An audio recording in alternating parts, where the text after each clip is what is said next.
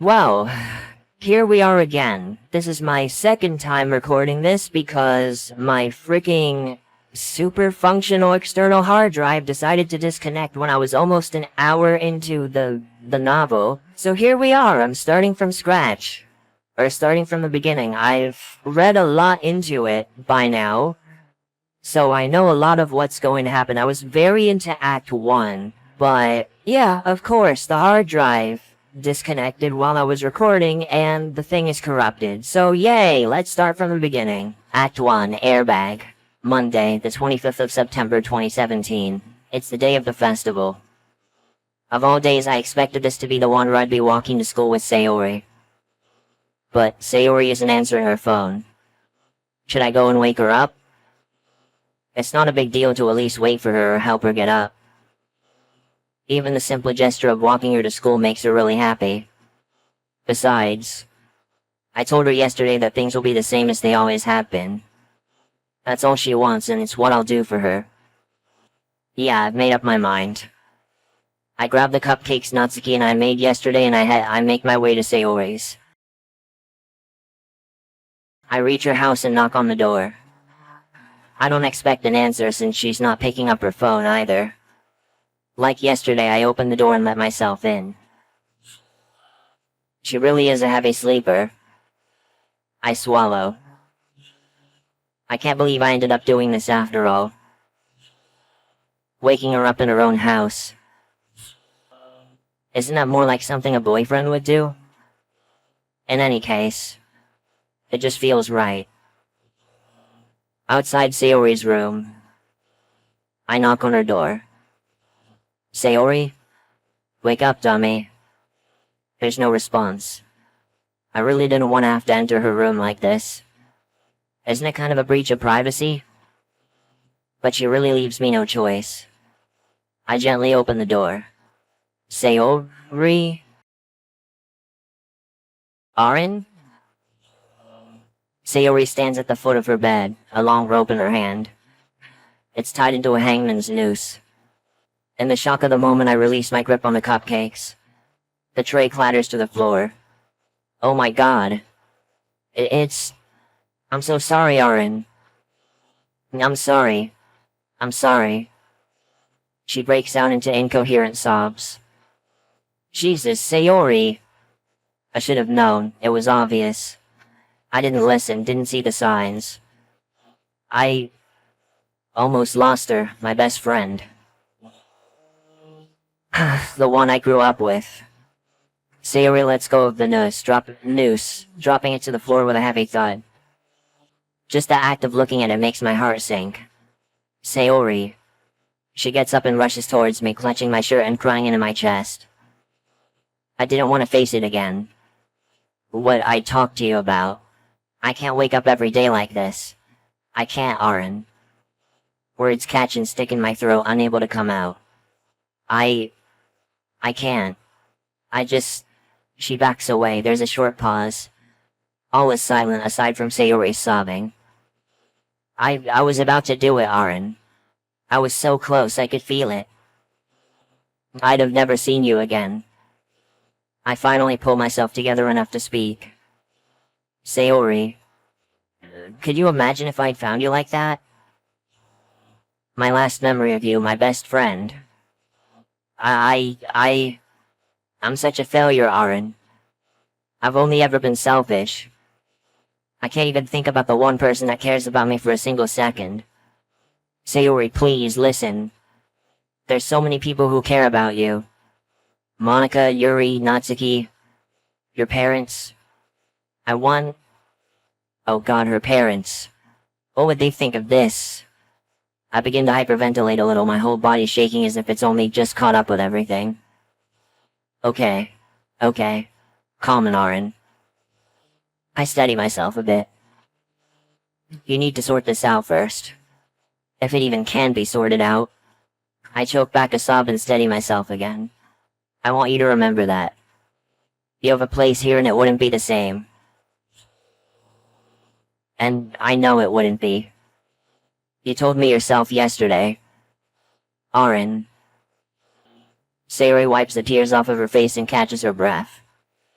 I'm here for you. We all are. No matter what. Arin, don't. Sayori, you need to talk to somebody professional about this. Please, sooner rather than later. She wipes her eyes and sniffs. I don't think I'm ready. We can go another time. There's still the festival. I wouldn't want you to keep the others waiting. Screw the festival. You're more important to me than that. Besides, this isn't just something we can put off. It's about your life, Sayori. What if something like this happens tomorrow or when I'm not here? I'm not going to force you, but I really think you should. They can help. If I didn't do everything in my power to help you, I could never forgive myself. You care about me too much, Arin. But I guess you're right. She gazes out the window for a long silent moment. I don't want to feel like this anymore. If they can help, I'll try. I let out a deep sigh, adrenaline still coursing through me. The anxiety that's brought on by all that's transpired still crushes my chest like a press. I won't rest for a second until she's okay. The sooner we get there, the better. We can take the bus. Well, I just need to get changed first. Oh, yeah, of course. I nod and take a step outside the door, reaching down to pick up the rope first. I trust Sayori, but still, just in case. She gently nods, shutting the door in my face. Again, I'm a little anxious leaving her alone right after that. But she does need her privacy. I kneel down, beginning to clean up the cupcake massacre littering the floor with a towel. Natsuki's going to kill me. I returned downstairs and untied the noose, dropping the loose rope in the trash. My body is still shaking from the ordeal, my hands barely able to undo the knot. How did she learn to do that? How long has she wanted to? I linger downstairs for a minute, trying to relax before heading back upstairs. Taking a deep breath, I sit down for a minute. I shut my eyes and rest my head in my hands. I take a few deep breaths, hoping to level off my stress. She's probably ready by now. I knock on Sayori's door and she opens it immediately. Ready? Sayori nods once, her eyes glued to the floor. This is what's best for me, right? Her light blue eyes stare through me, expectant of an answer. Seeing her like this is so unsettling. It's like someone rewired her brain overnight to become this husk of herself. I shouldn't think like that. She's my best friend and always will be. I take a deep breath and sigh. I'll be honest with you, I don't know. All I do know is that it's worth a shot. Come on, let's get going. I take a seat in an empty but brightly lit waiting room. My anxiety consumes me as I wait for Sayori to walk out from the doctor's office. I have to lock my hands in place in order to stop them from showing my increasing worry. I subconsciously resort to tapping my foot on the floor and looking elsewhere. It's the only thing I'm going to be able to do for quite a while. Suddenly my pocket rumbles as my phone springs to life. I quickly pull it out and notice a text from Monica. Then it hits me. Today was the day of the festival. Damn it, I should have told her that I couldn't make it.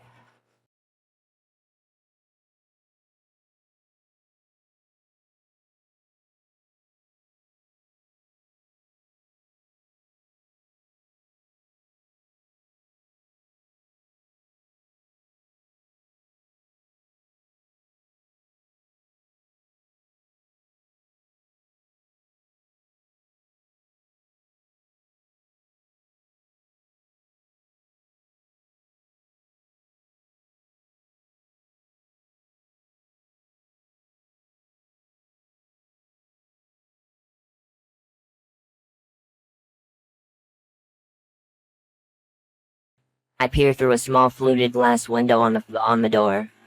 I can see what appears to be Sayori breaking down in her chair, her arms folded on the doctor's desk, her head rested upon them. I'm stricken with guilt as if it was my own negligence that led her to this. Behind me, the door that leads from the entrance to my waiting room swings open and a couple of nurses walk by. But my phone buzzes again in my hand and I turn my attention back to it.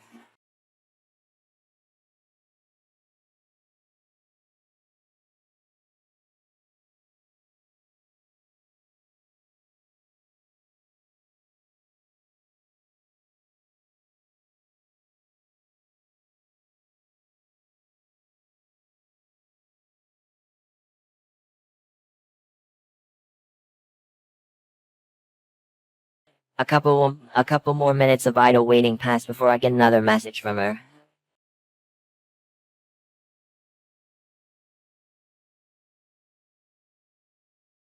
I returned the phone to my pocket, running my hands through my hair. Why now? I feel terrible for Sayori, the fact that she's in such pain right now and how oblivious I was to all of it. But on the other hand, I also feel like I put Monika and Yuri on the spot in front of all our classmates. There is no winning, is there? Monika and Yuri. Where's Natsuki? I take a deep breath. Okay, Arin, one problem at a time. Natsuki's probably fine. Focus on Sayori right now. She needs you. I feel my knees bouncing uncontrollably. My hands shake, my arms tense to the point of physical pain. I try to take deep breaths. In, out. Calm down. I'm snapped out of it by another text. I'm almost tempted to leave the message alone. But I give in.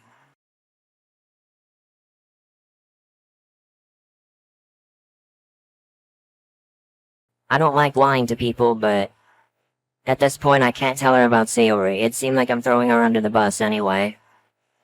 And I don't have a single clue where Natsuki is. It's just a white lie, for their sake.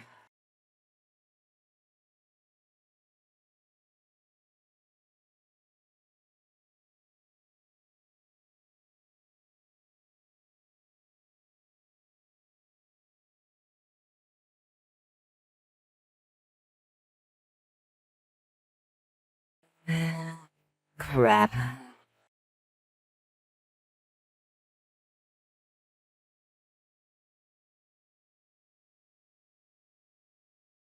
I sigh. Now I've disappointed Monika because I couldn't bring myself to tell her what happened.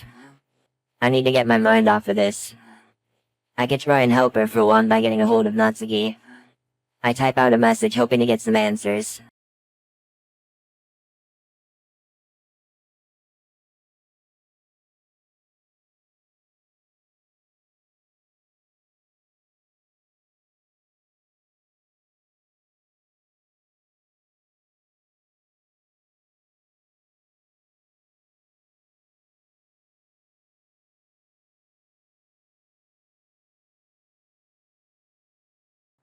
Later on around, like, I don't know how close I was to the end of Act 1, but I realized at a later point that you can actually scroll, so I decided I would try it at this point, and damn, that's cool that they actually added a little bit, like, of message history. Yeah, I figured we couldn't, like, mess around with the phone. Anyway, a couple of minutes pass with no response. The message doesn't even mark as read. Again, I couldn't read that for the second time. I still couldn't read that. The office door swings open and Sayori emerges. Sayori quietly walks over, tears streaming down her cheeks. I quickly stand up, putting my phone away. Before I have time to say anything, she locks me in a tight embrace and sobs into my chest, startling me slightly. Hey, it's okay. She can barely get a sentence out. Don't worry, take your time. I'm not going anywhere. I don't deserve this. Sayori. It's true, I really messed up everything. You don't get to spend time and have fun with any of the other club members. Monika's probably upset about us not showing up for the festival. Poor Yuri's gonna be so embarrassed. And it's all my fault. My mind wanders back to Monika's texts. Not telling her the whole story seems to have been a good call for what that's worth. I need to find a way to fix this. Sayori, look at me. She backs out of the hug and opens her eyes, staring into mine once again. Look, Sayori, I really care about you and so did the others at the club. They would understand why we weren't at the club today. Besides, that isn't anything to worry about right now. If anything, you should tell them the truth about your depression. I know for a fact that they'd be supportive. They're your friends. I don't know. I just don't want to make a big deal about it, especially with Sayori. I don't think you understand how big of a deal this really is. You nearly... My voice cracks. I compose myself. You nearly died. Sayori closes her eyes and takes a stuttering staccato breath. It's like the words are finally hitting her. She looks away, wipes her eyes, and changes the topic quickly, talking in a fast, anxious manner. What about the festival? Did you talk to Monica about it yet? I hesitate. I don't want Sayori to feel like it's her fault that the performance was cancelled, so I decide to start with Natsuki's absence. Well, Natsuki didn't show up either. Monica had to cancel the performance, unfortunately. You didn't tell her, did you? No, I didn't. Unless you want to talk to her about it yourself, she won't know. Okay? Sayori nods, wiping her eyes with her forearm once more. I think I'll tell her. So she knows why her plans for the festival were ruined. I can tell what she's going to say. Hey, it wasn't your fault, Sayori. None of this is. Sayori grabs my hand tightly, crushing it in a vice-like grip. You can talk to her if you really want to. Oh, she'd probably be able to give better advice than me. Maybe... Did you tell my parents? I sigh. I did, yeah. I'm really sorry, I just thought they should know. She lays her head on my shoulder. Thank you. I was too scared to tell them myself. She leans in closely to me, her soft breath sweeping across my chest. She closes her eyes and lets out a pained sigh. I love you, Arin. I try to think of some sort of response, but I'm not sure it's the best idea, especially considering all she's been through today already. Instead, I hold her in a tight hug, being the only solace I can provide right now. I'm just glad she's here, that she's alive and breathing. That I still have a best friend. After a small bit, she steps back, sniffles, and wipes her eyes. We should get going. There's no point going to school now, I suppose, so actually, Arin. They're keeping me here for a while. I think it could help, like you said. They're keeping her on suicide watch. I take a deep breath. That's probably a good idea, they'll know how to look after you. She only responds by squeezing my hand. Look, I'll keep my phone with me. If you have the chance, you can message me whenever you want. Oh, I'll even pick you up whenever they release you. You're going to be okay, Sayori. We hug again, only for a moment this time. Don't let me keep you waiting. I'll let your family know where you are. Thank you, Arin, for everything. We let go and say our goodbyes, albeit reluctantly. I assure myself she would be in good hands. With a long sigh, I start my journey home.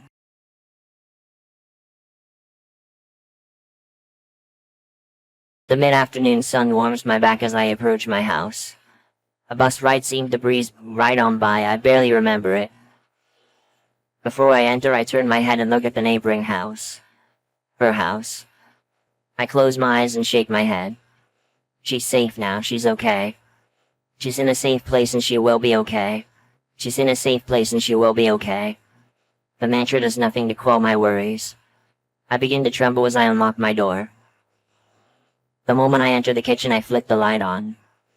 I hold my head and try to focus on something else. I can only stand there and breathe.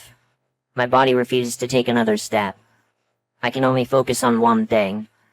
Everything tunes out. There's that feeling. That tightness in the chest. Why the hell does this feeling... The image of Sayori nursed around her neck, the frightened expression frozen on her face. No. I don't want to think about it anymore. My muscles ache from the constant tension. It feels like I'm breathing through a plastic straw. I can't help myself. I let out a horrible guttural noise. A freakish mixture of a scream and frustrated anger.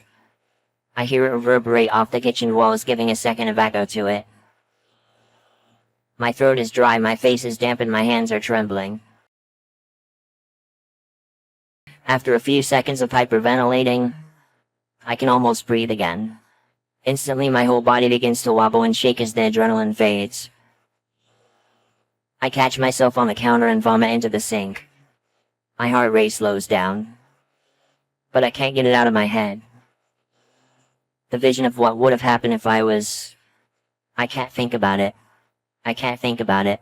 Distraction now. Food. Haven't eaten today. Make food. I wash the sink out and pour water into my hands. Splashing the cold water on my face, I wipe my mouth before drinking a bit from the faucet. The acidic taste still stings my throat even as I wash the water around and spit it out. Next step, food. I force myself to make a sandwich. I grab some bread and vegetables from the fridge. My mind, desperate for any purchase, settles on Monika's reaction. I feel sorry for her and her ruined festival. Yuri as well. And where was Natsuki? I noticed that she still hasn't texted back. Oh, my message was so unread. Aw, shit! I was so wrapped up in my own worrying I managed to accidentally cut my finger open while slicing a tomato. The knife clatters to the floor. I quickly wrap my finger in a paper towel, letting a few drops of blood soak into it. I hardly felt a thing.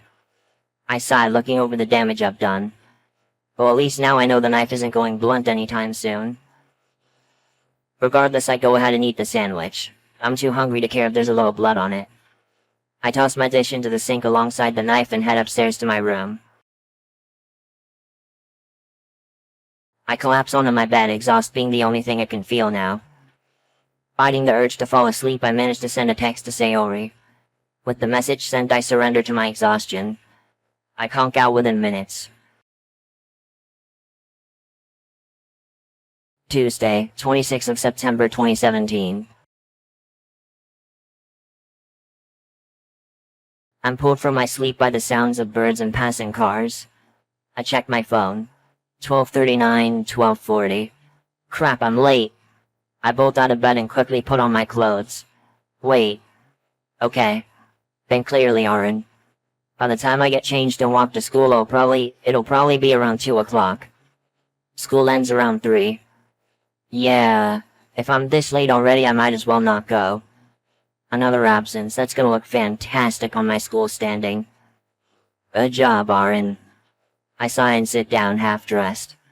I could probably still go to the literature club at least.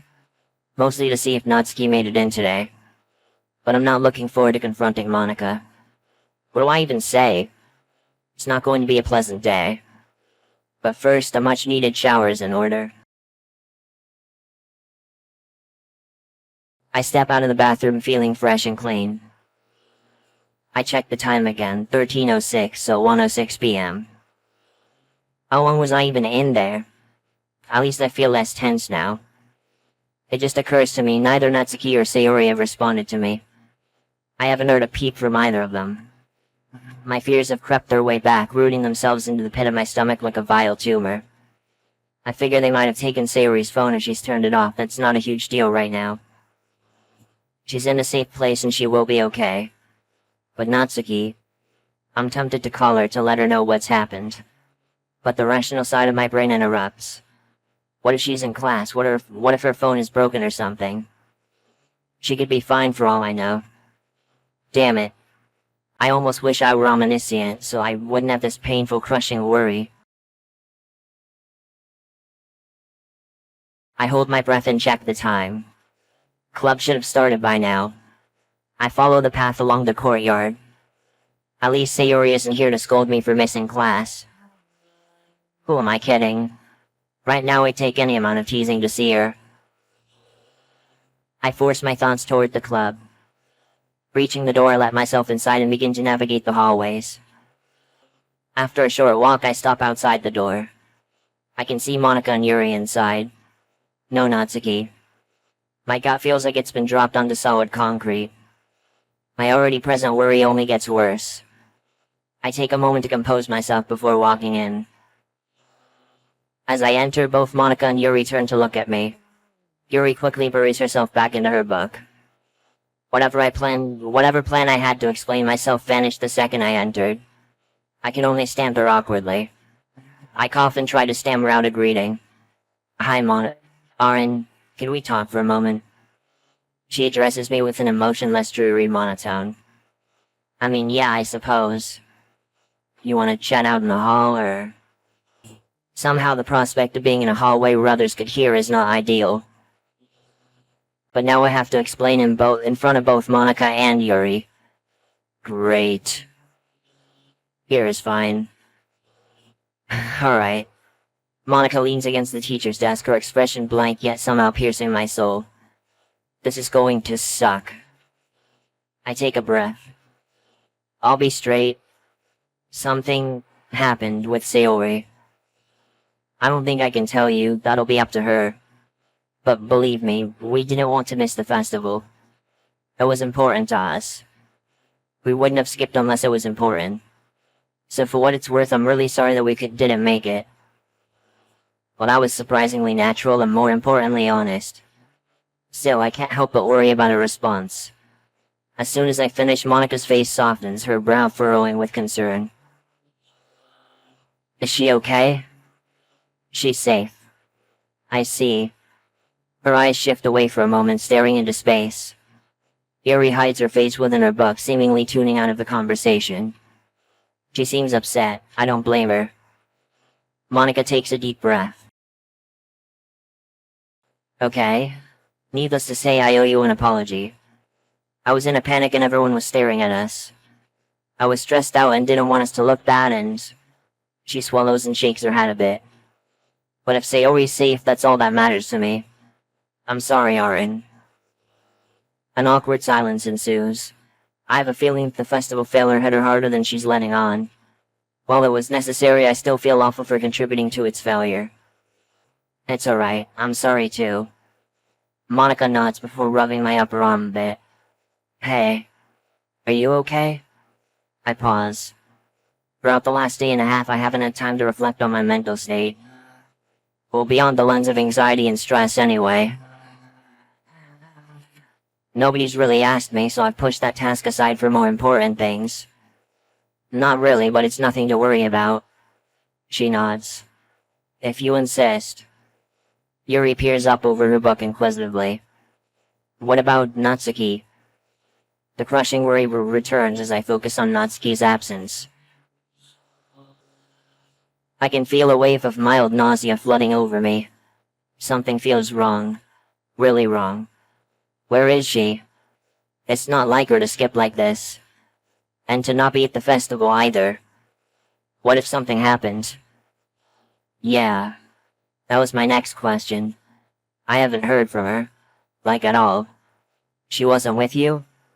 No, she went home on Sunday after we baked the cupcakes. I haven't heard from her since. The room grows quiet. Yuri sits down, staring ahead blankly before aimlessly flipping through her book. Monica closes her eyes and sighs. Okay. Well, after something catches my eye. Outside the clubroom door. The flash of a familiar shade of pink. Was that? Am I just seeing things? Well, it's better that I find out rather than standing here contemplating it. I'll be right back. Oh. Alright. I probably cut her off from what she was saying, but this is more important. I make every attempt to walk to the door normally and resist the urge to sprint. Just as the door closes, I break into a jog down the corridor. I round the corner and... Natsuki, Arin, keep your voice down. Please. She looks around like she's paranoid about being heard. Nah, you don't understand. She speaks in a harsh whisper. I know, Arin, I missed the festival and it's my fault and I know that, okay? I don't want them to come out here and start bitching at me and... Natsuki. She stops her tangent. I've missed you. I've been really worried. I am worried. We all are. She looks at me with a reaction I can only describe as complete shock. You... I've missed you too, okay? A lot. I'm sorry that I missed the festival. I really wanted to go. It's okay, Sayori and I weren't exactly punctual either. She looks at me with confusion. It's just, I debate telling her. From what I know, Sayori considers her a best friend alongside myself and maybe Monica. She'd want Natsuki to know. At the same time, I don't feel comfortable with it. That's her decision to make, not mine, just like with Monica and Yuri. Something doesn't sit right with me about lying to Natsuki. But I'm not really lying, right? It's just an omission. Something happened. Sayori couldn't make it. Arin, that sounds bad. She okay? She's safe at least. That's all I can say for now. I feel terrible about not being up front, but I'm sure she'll understand if Sayori tells her. Yeah. Sorry, sneeze. I quickly changed the subject to the topic most on my mind. Which brings me to my own question. What happened on Monday? Are you alright? Oh, that. It was just, we had a problem at home. I had to help my dad to fix something. So I couldn't answer my phone, I'm sorry. Huh. Her explanation seemed plausible enough, but I can't shake a bad feeling about it. A really bad feeling. A feeling bad enough to make me not believe a word she said. However, if she is lying to me of all people, she must be doing it for a reason.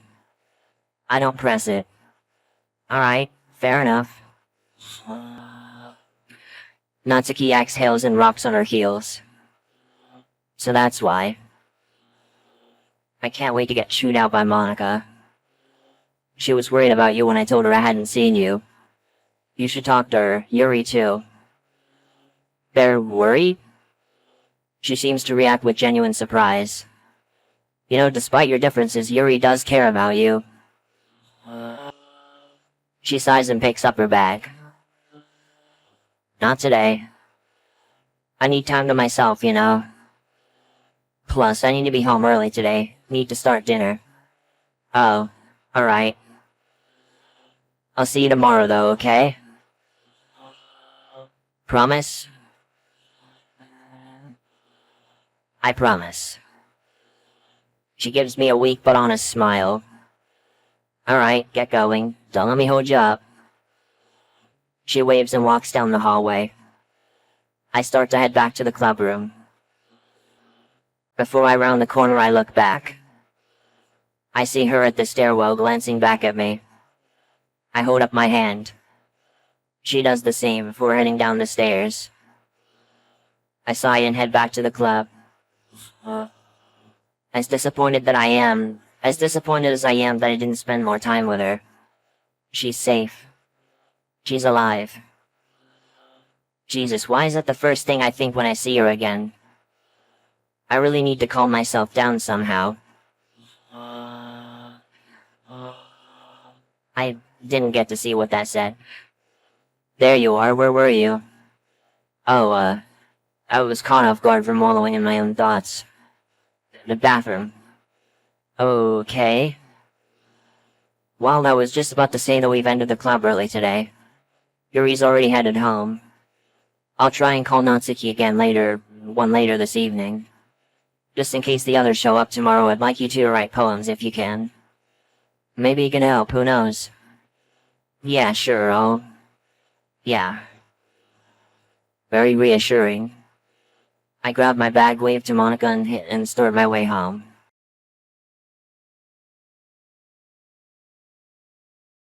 As I finish off the last scraps of my dinner, I feel my phone buzz from inside my pocket.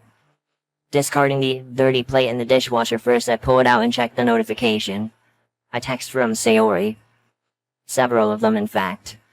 Alright, around here is where I left off. When, my fucking hard drive disconnected. Hey Arin, I won't be able to call tonight because I'm going to sleep soon, but I wanted to message to let you know I'm doing better. You were right, the people here are taking really good care of me. They've given me some meds. I was really scared at first, but I think they're gonna help. I'm sorry for doubting you when you said this would be the best thing for me. By the way, they said I could probably come home on Thursday, so that's good. I'll call you tomorrow if I can, after school and club and stuff. Good night, Arin. Despite this good news, I feel the familiar cramping sting. She's being medicated now? I've heard stories online about taking stuff like that. What if she completely changes? What if it doesn't even work? What if she just attempts again? What am I kidding? I already know the answer. I'll fail her just like before. I'll fail her. I run the sink and splash some water on my face. I'll fail her. And she'll be dead. And it'll all be my fault. I can't bear the thought of her being alone, treated only with pills and encouraging words. I have an urge to run to the hospital and be right next to her, making sure she's safe. I want to see her be happy again, be the Sayori I've known for so long. But I can only see her strangled corpse dangling from her ceiling fan. Why is this happening to me? I've never felt this way before. Constantly on edge. Overthinking and reacting to news that I should be happy about. Deep and terrible worry whenever I have the slightest bad thought. I can't keep going like this. My hands trembling, I send a message back to Sayori. Glad to hear you're doing better. See you soon. See you soon.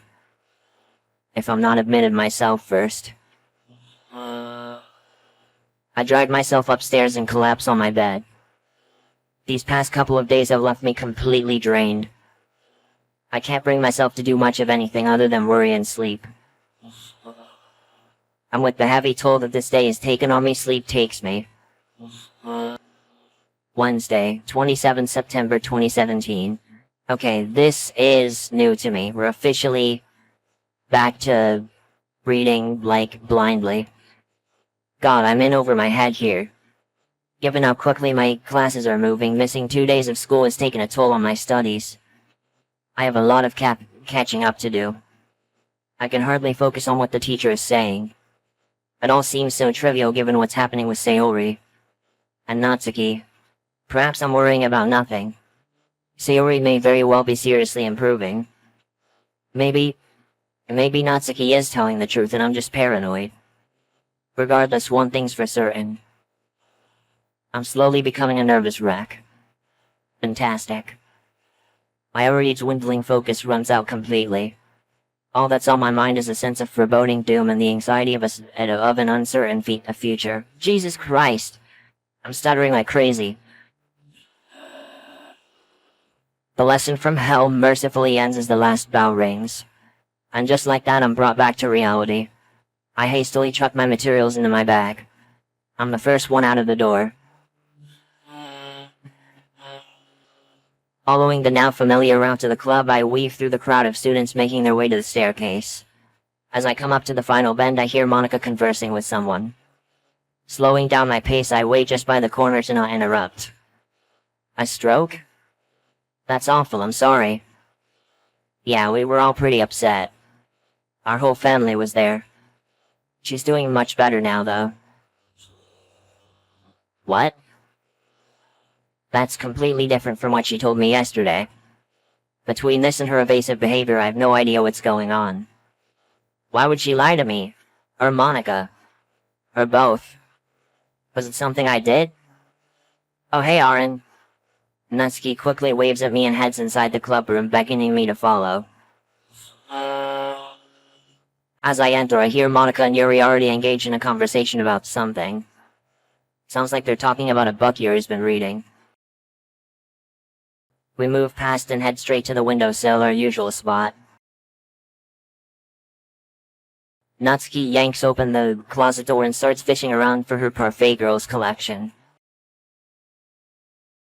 You know, I gotta admit, I snooped in the files a little bit while trying to fix an error, and I did notice some Pink Eyes related stuff in the files. Is this where it starts like subtly referencing Pink Eyes? That's honestly kind of hilarious. I hold back. A stroke? Really? I feel a little sick. She is hiding something, that much is clear. But what? I have to broach the subject with her. Natsuki returns, box in hand, and rifles through it for the first volume. I quickly spot it and pull it from the box. We then slouch down and sit against the wall. Well, looks like we're finally through the first volume. And it only took us a week. Yeah. Now only 11 more parts. I can hardly contain my excitement. Hey. Natsuki punches my arm in retaliation for my remark. Oh, come on. I like parfait girls, really. I know you do. You wouldn't have bothered sitting and reading through it with me if you didn't. I think I'd sit through pretty much anything if it was in Natsuki's company. Anyway. I lean forward and shift the box towards me. Running my finger along the volumes, I find the second and swipe it out. I replace it with the old one. Hey, keep them in order. She scoffs before putting the first volume in order with the others. Sorry. Don't worry about it. It just gets confusing otherwise. Good point. I'm sure she'd love the state of my DVD collection. Natsuki yanks the manga out of my hands and flips straight to the first page. She holds it up between us like before. We're only a few pages in when my mind starts to wander. I need to stop putting it off. This is a perfect opportunity to ask her what's going on. Monica and Yuri are busy. They left the club room to go look for a hole puncher. It's nearly the end of the club day. We can always come back to the manga. And I really need to know if something's wrong. To hell with it. I'll ask her now. Natsuki... Yeah? I overheard you talking to Monica earlier. You mentioned that someone in your family had a stroke, so you couldn't make it to the festival. Before you say anything, I don't care about the festival. I'm not mad at you, it's just... That's not what you told me, and... Is something going on? Arin... Got it. Monica swings open the clubroom door, waving the hole puncher around like a trophy. Yuri follows behind her, carrying a box full of lined paper. She sets it down on one of the desks. Natsuki sighs before whispering to me. Not here. The fountain outside. I nod. Natsuki stands up, stretching for a moment. I follow, stuffing the second volume of Parfait Girls back into the box. Should I bring this outside with me? Maybe, just in case she wants to read. I can tell she's upset. Maybe having the books there will take some pressure off of her. As I heft up the box, Monica turns her attention to me. Hey, Arin. Hey. Monica ushers me over as Natsuki heads straight out of the clubroom door. Monica's eyes follow her out as her expression changes to a familiar melancholy. Already? We still have 5 minutes left. Her head droops down, now facing towards the floor. I can't tell if it's out of confusion, sadness, or disappointment. Probably all three. None of this has been fair to her, admittedly. I feel terrible for keeping her out of the loop. It's clearly doing a number on her emotions. But it's for the best. Monica takes 2 deep, swift breaths, lifts her head back up and shrugs. Oh, it's not the end of the world. I just wish she could have stayed longer. I needed to fill her in on the poem activity. Actually, you two are pretty close, right? Can you let her know that I'm trying to get the club back into the swing of writing poems? Yeah, I'll text her. Great, thank you. Also, I know you won't see what happened, but... How is Sayori doing? I talked to her last night, she's doing much better. That's great to hear. Just... remind her we all care about her, okay? No worries, I will. She smiles at me. Oh, don't worry, I'll let you go now. I grab the Parfait Girls box before heading towards the clubroom door. Monica shouts after me one last time. Just don't forget about the poems. I won't. See you tomorrow, Arin. Finally. I weave through the hallways, making my way to the double doors leading out into the courtyard. I spot Natsuki straight away, sitting alone on one of the benches in front of the fountain. Damn it. I head over and take a seat next to her, setting the manga down next to me. Oh wow! Custom sprite, huh? So... Natsuki doesn't respond. She just stares ahead blankly. Natsuki? No response. Would you rather not talk about it? Should we just... I take the second volume of Parfait Girls out of the box. Rifling through the pages, I try to look for the page we left off on. Hey, what page were we on? I remember something about a cafe scene. Earth's nuts. My dad hurts me. Almost every day. He has for as long as I can remember. I missed the festival because he'd had a bad morning and threw a bottle at me. He stopped me from leaving the house. Made me clean the basement when I cried. I wanted to go, I really did. It's funny, really. I did want to perform my poem after all. It probably would have been fun. But... yeah. Now you know.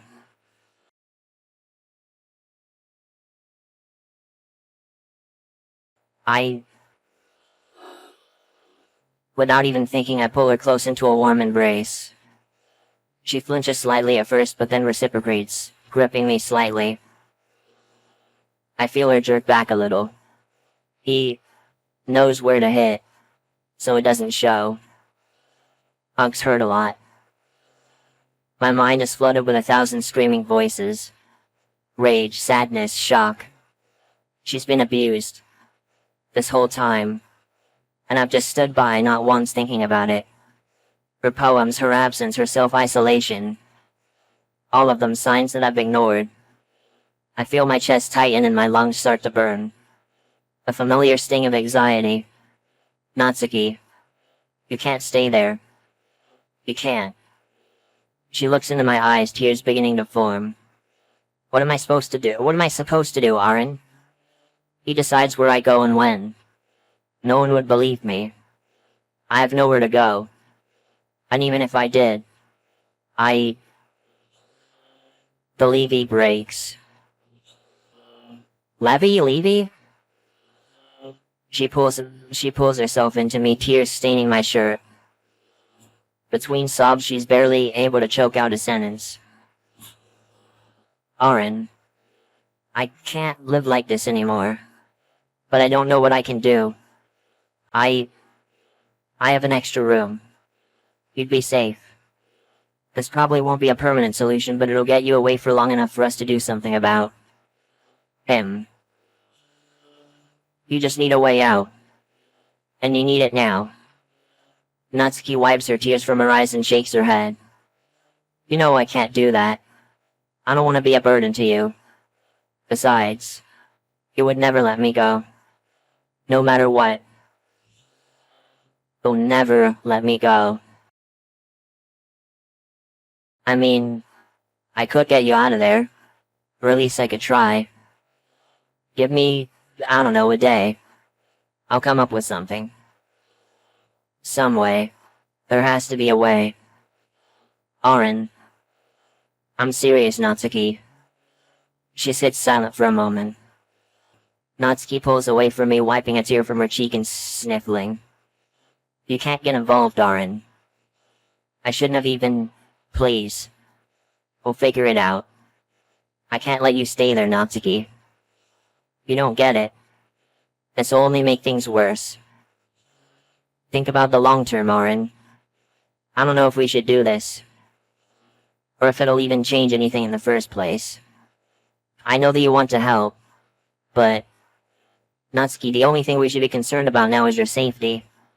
Because it's not going to get better if you stay. We both know that what he's doing isn't okay, so I'm trying to put a stop to it now. Please, work with me here. I already told you I have a spare room for as long as you'll need it. We just need to get you and your stuff out there as soon as we can. Please. She takes a deep breath. Damn it, Arin. Why do you have to make this so hard? I don't know, okay? I just... don't know. Natsuki stares at the ground silently. I can only assume she's mulling the options over in her head. Taking a deep breath, she makes up her mind. As if on command, she rises from the bench. I follow. You're right. I know it's not okay. Would you really want me over? Without a doubt. As long as I can keep you safe. We just need to figure out how to, well, get you out of there first. Does she even need to go home? I mean, I could just walk you to my house now. It wouldn't work. He's expecting me home. 45 minutes ago. I feel a pit in my stomach, a tightening knot of unease. And what happened if she's late? I don't want her to get hurt. And I need my stuff, clothes, medication, you know. It can't be today. Tomorrow then. We can't waste time. You'll have time to get your stuff packed and ready to go. I'll have time to figure out how the hell we're even gonna...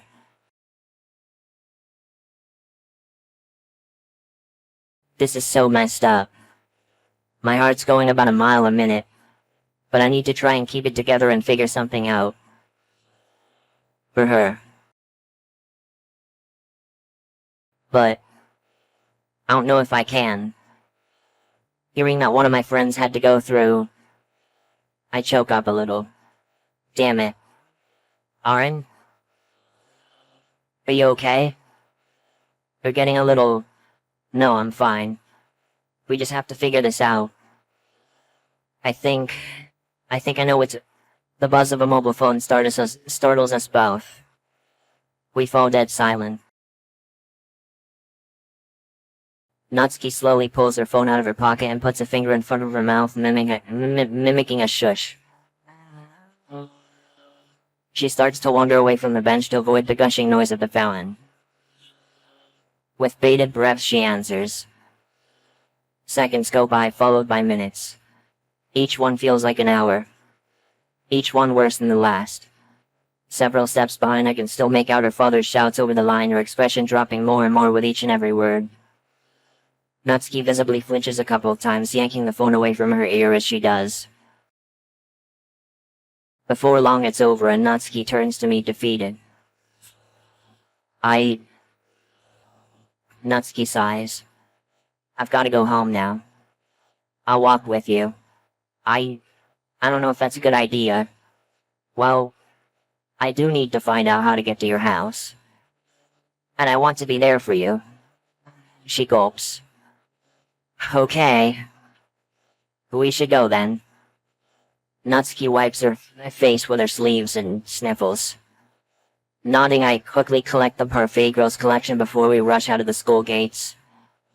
While we're walking, she shoots a quizzical look my way. By the way, why'd you bring Parfait Girls? I thought that you'd want to read. So you brought the whole box? I don't know. I thought maybe you just like having it nearby, you know? Like a comfort thing. I guess it is, isn't it? Never really thought about it that way. She pauses. Well, I can't exactly take it home with me. Dad would. Don't worry. I'll keep it at my place. For safekeeping. Too late to take it back to the club, I take it. Yeah. Fine. She appears to be uncomfortable with the decision. Before showing a weak smile. Just be careful with them, okay? They're important to me. Of course. We step out onto the sidewalk outside the school gate, Natsuki leading the way.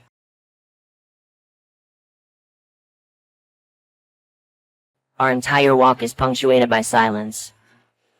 But as we turn the corner, Natsuki speaks up. It'll be that one up on the right. She motions towards her house, her arm wavering a little. We stop a few doors down.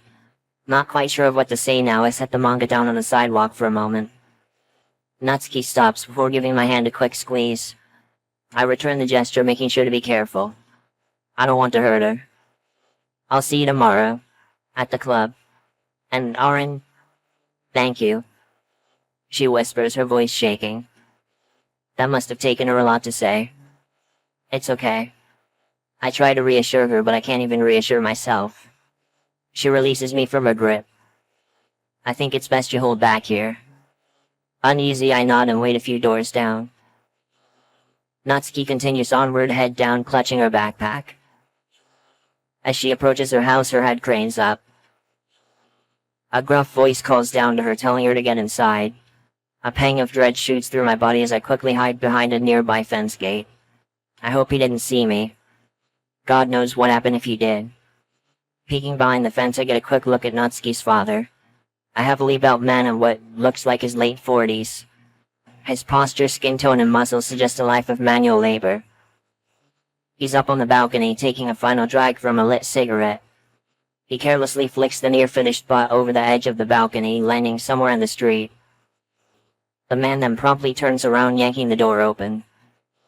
I hear a crash as he slams it behind him. Natsuki chances one final glance my way. I raise my hand in a goodbye wave. She raises hers, shouldering her bag in the process. However, she immediately jerks forward as the front door to her house opens and she slowly steps in. And like that, Natsuki's gone. I feel awful.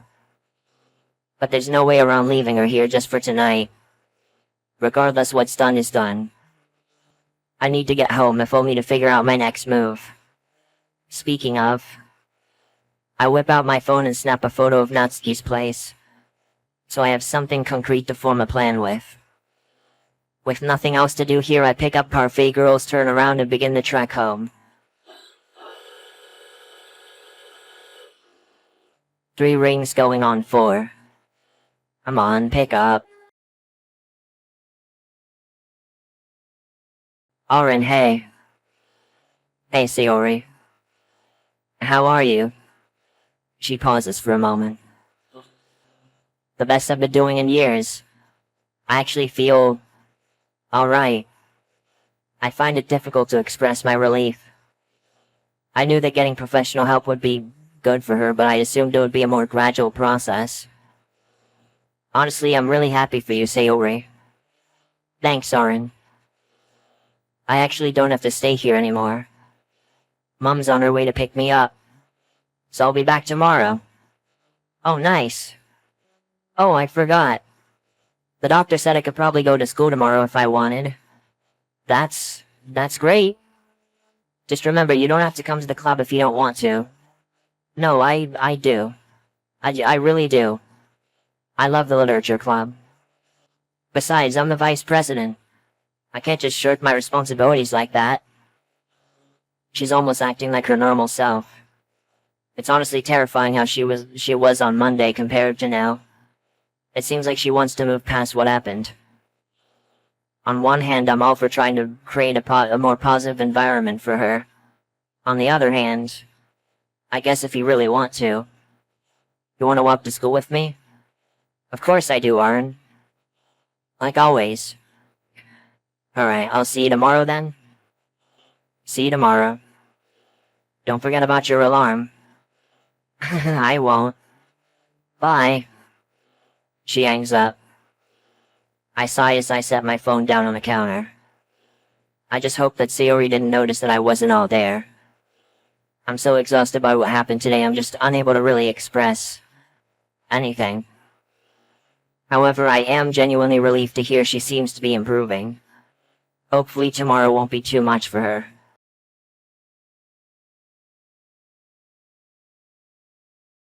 I fixed myself a simple dinner, which I quickly scarfed down before tossing the dishes into the sink. I should wash them, but I just don't have the energy right now. I'll do them later. Right now, the only thing on my mind is Natsuki. I sit on my bed trying to drown out my thoughts by scrolling aimlessly through my phone. It's not working. Sayori is safe at least, that's one worry off the table for right now. But Natsuki. But where do I begin? Her own father beating and berating her. While scrolling through my phone, I come across the picture I took of Natsuki's house. Oh. I sense a plan coming together in my head. I may well have a way to get her out if I zoom in on the picture, inspecting it meticulously. I think I know exactly what to do. Exiting out of my gallery, I strike up a text conversation with Natsuki. I frantically type out my instructions for her step by step. However, my eyes are drawn to our old text conversation from when we were planning her for her visit last Sunday. God damn, I stutter. I can't help but notice how happy she was to come over. Should I have seen the problem then? Come to think of it, before that day I've never really seen Natsuki truly excited before. God. How long has this been going on? I finished typing the plans out and send my message. I just hope that she's okay. Thursday, the 20th of September 2017. I wait in front of Sayori's house. She should be out by now. Even with my patchy sleep schedule, I was able to get up in time. Hell, I even managed to fit a quick shower in. Doing so during these days of stress does wonders for my anxieties in the short term. Although obviously that feeling didn't stay long. Natsuki still hasn't texted back. I hope that she saw the message at least. But my best bet at the moment is hoping she shows up at the club later. Then I could try and talk to her. Arin. Sayori runs towards me, shutting her front door behind her. I'm so sorry I kept hitting the snooze button. I didn't wake up until the last alarm. Seems some things never change. It's alright, She turns her run into a tackling hug that nearly knocks me off my feet. Oh, easy.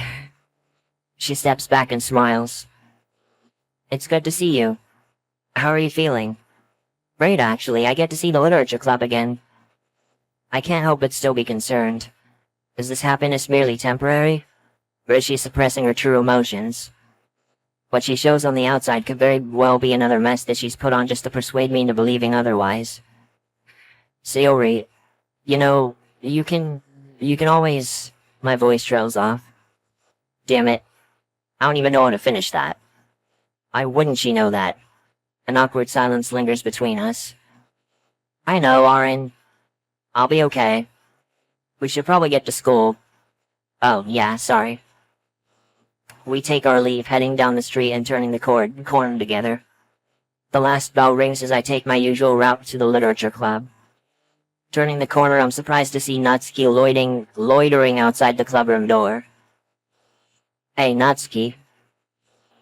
Arin, I got your messages. I still don't know about all this. I mean, what are we even gonna do after? We'll figure something out. We talk to the school or— No! She speaks in a hushed tone. We can't get the police involved. She pauses before glancing away and down at her feet. I'm not 18 yet. If we go to the police, I could get sent straight back to him. I don't want... That doesn't sound right. Why would they care about her age? No, that makes no sense. Why would the cops take you back there after what he's done to you? Natsuki, please think this through. The cops will not take you back to your father. Arin, I want to believe you, but I know that there's always a chance and even a slim possibility of going back to him. After that, I can't, okay? I hesitate for a second. I'm not convinced. This doesn't sound right at all. But since we've got no safer alternatives, I'll have to go along with it. But still, I'm not convinced. Okay, when is your birthday anyway? I'm honestly shocked that I never asked before. Here I am, inviting this girl to stay with me for an indefinite time, and I don't even know her birthday. The 5th of November. So about a month, give or take a few days. I could just wait until then. Natsuki, another month there is another month he can hurt you. And I can't sit back and watch that happen. I refuse. I pause to take a breath. A month away. It'll be easier to just hide out until then. We can manage that, I know we can. Then as soon as your birthday comes around, Jesus, Arin. I don't know. It works, but... A month? It's better than staying there. I guess so. You gotta understand, this isn't easy for me. She swallows and winces, her hands caressing and brushing the hem of her skirt. Yeah, I'll do it. It's gonna be okay, Natsuki. Hey, what happened to your blazer? Long story. I nod in understanding. The sound of Sayori's distinctive laugh catches our attention. Natsuki sighs and turns her focus to the clubroom door. Damn it, almost forgot. The actual club. Yeah. Trying to push my fears to the back of my mind, we finally head into the clubroom. I glance inside the clubroom. I see Yuri and Sayori sitting together. They've got themselves a spot against the wall, deep in conversation. Sayori said to me that Yuri's been a good friend to her recently. I really want to know what they're talking about, but I can already guess. They still haven't seemed to notice us, so I gently cough to get their attention. Oh, Arin. How long have you been here? Just arrived, everything okay? Sayori looks over at Yuri, who's gone back to her usual spot by the corner. Yeah, everything's good. Natsuki waves at Sayori heading towards the closet door. I lower my voice. You sure? Yes. Yes. Just let me handle it, okay? I really do appreciate the worry, but I have to talk to Natsuki and Monica about it. What about me? The abrupt arrival of Monica catches us off guard, especially with how it seems that she's been listening to the conversation. It makes me wonder how long she's been waiting to butt in. Yeah, about the Sayori Arin. Can we talk? I can't get a read on her. I don't know if she's annoyed or worried. Both, probably both. Actually, Monica, I think it'd be easier to just address it now. Natsuki's head perks up from her manga. I motion for her to come over. She gets up and rejoins the rest of us silently but filled with anticipation. Alright, what's going on? Are you okay? Well, Sayori raises her hand up to silence me. Monica, I'm really sorry for ruining the festival. I know how important that was to you, and Sayori pauses. I can see you're trying to compose herself. I did something really bad. Something I shouldn't have done. And if it wasn't for Arin, He saved my life. Or she saved my life, more like, because trans femme. I sure didn't expect Sayori to put it that bluntly. I'm simultaneously impressed with and worried by how she's handling this. Monica, on the other hand, is bewildered. Saved your life? She stops mid-sentence and blinks. Oh. Oh my god. Sayori. I'm really sorry. Sayori, there's nothing to be sorry for. I'm sorry for even... I didn't realize that... She stands shocked by Sayori's admission. Natsuki walks away as if in a daze and collapses in a desk by the closet. Yuri quietly makes her way over to Natsuki, kneeling down beside her. I'll need to check on her. Listen, Sayori, we're here for you. All of us. Monica trails off and looks away, stumbling over her words. It's the first time I've seen her truly speechless. After a few seconds, she's able to respond properly. I don't mean to put this aside. Just for the time being, we should probably resume our club activities.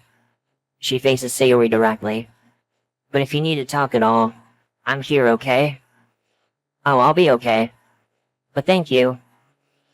Sayori gives Monica a quick hug and heads to her seat. As Sayori passes me, I feel her hand brush against mine. A silent thank you. I head over to where Natsuki is sitting. Yuri stands up and heads over to Sayori, nodding to me as she leaves. It's only right now that I realize that Yuri wasn't there for what Sayori said. Right now, not right now. I don't know, it's an emphasis thing. Moving on.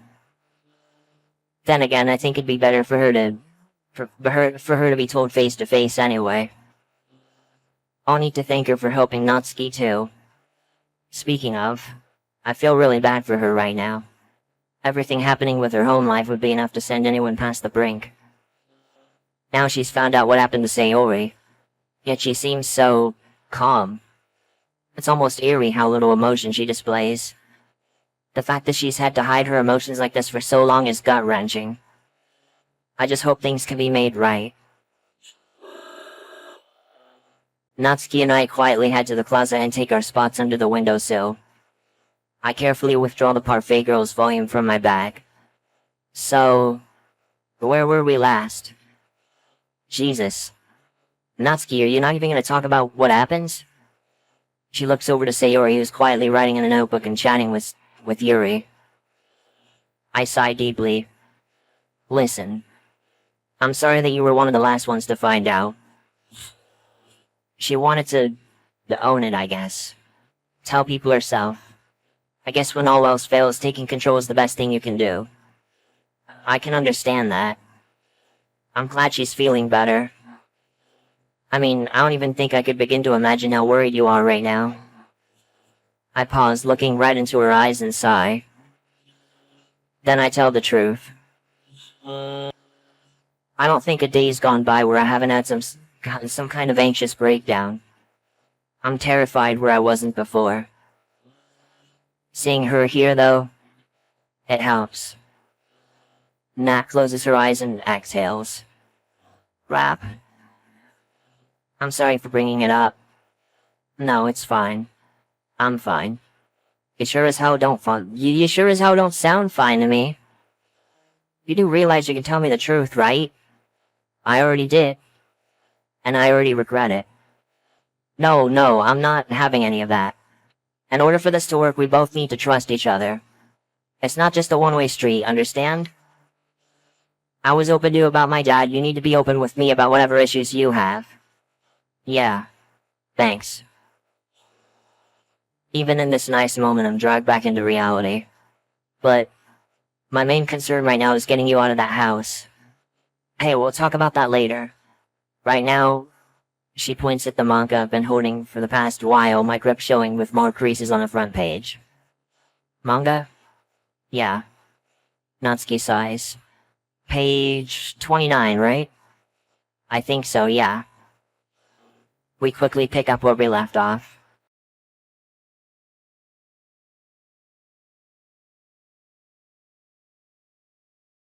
Before we know it, a whole hour has passed. I can't tell if that was the shortest or longest one in my life. We must have only gotten through 4 or 5 pages. Neither of us could really focus. Constantly glancing back and forth at each other. Terrified about the night ahead. But I shake the feeling off of him as Natsuki taps my shoulder. Looking around, I see Sayori and Monica are talking closely with one another. Silently, I gather up my things and get ready to leave. Hey, I'm sorry we didn't really get to read much today. It's okay, Arin. Do you want me to walk you home? I can. In fact, I wasn't even supposed to be here today. But I needed to leave a few minutes ago. You'll be over later? Yeah, get your things ready. I'll give you a call. Alright. She nervously looks away. Hey, you'll be okay. I'll be waiting for you. She lets go and I watch her bowl out of the door in a half sprint. I notice Sayori giving a quick goodbye to Monica before following through the door. I stare down into the black abyss of my half-open bag. My vision starts going fuzzy. A sinking feeling squeezes my lungs. My hand finds the desk corner and grips it for dear life. I stave it off with a mental mantra. Everything will be okay, it'll be okay soon. Everything will be okay, it'll be okay soon. Arin? Huh? Yuri's not the type to start conversations, especially with me. So seeing her taking the initiative here is a bit odd, but I don't question it for now. I didn't mean to startle you. Oh, don't worry, you didn't. I was just trying to, you know what, never mind. What's up? Well, I was just wondering if you would like to walk home together. Oh. I just noticed how Sayori and you walk home a lot, and I was wondering if you'd want to, since, you know, even if it's odd coming from her, I actually appreciate the sentiment right about now. I don't really want to walk home alone, not right now. Sure, that'd be nice, actually. Yuri gives the tiniest of smiles, still avoiding direct eye contact. Great. Let me pack up my things. She grabs her black bag and heads towards the door. I wave to Monica, who seems to be staring at her desk. She doesn't acknowledge us. We head towards the school doors. An uncomfortable silence. Sorry, I don't really know what to talk about. Maybe we should discuss earlier. Great, that's about the last thing I want to bring up. I'd rather not. Too soon? Yeah. I'm sorry. No, it's fine. I just don't want to talk about it right now. That's understandable. I was just concerned as to how Sayori is feeling. Oh, I think she's doing better now that it's out there. I sigh as she seems to drift back into another one of her daydreams, the both of us continuing our walk in silence. As we exit the school, my eyes rest on the fountain. Memories of yesterday come crawling back and the weight of my task ahead looms. If I can only just let it out. I shake my head. No, Natsuki wants this kept quiet. And there's no way I can ever explain all this to Yuri. I've no idea how she'd respond anyway. I don't really know how she'd respond to much at all. It's only just now that I realize just how little I know about her. That even with all this time to socialize, we've barely talked. And she's looking at me with concern, so I should just say something already. You're a very mysterious person, you know. Eh? Oh. Do you think that's a bad thing? I mean, not really. I just don't really know what you like beyond horror, novels, and tea. I suppose that's purely my fault for not reaching out to you. Well, not really. I like to keep myself fairly secluded. That includes my personal life and any hobbies I take part in. Even my friends like Sayori don't know much about me out of school, and that's deliberate. What? Sayori and Yuri have been talking to each other for ages. Last I heard from Sayori, they even tried becoming pen pals. Although I don't think that worked out too well, considering hardly anyone knows where Yuri lives and all. But still, the fact that they've been this close and Yuri is still so secretive. Before I know it, I'm now the one being pulled out of a daydream as Yuri speaks up. I just feel safer being alone, if that makes any sense. I chuckle at the irony of the statement. Yeah, you're the one who invited me on a walk. Well, you're different. You kind of like Sayori. I don't know. I just feel more comfortable around you. It's weird, I'm sorry for bringing it up. No, it's fine. I just feel like I can let my guard down more when you're around. I like that. She exhales deeply. I'm sorry, I must sound crazy. I mean, out of all the things to happen this week, this is probably the most normal moment I've had.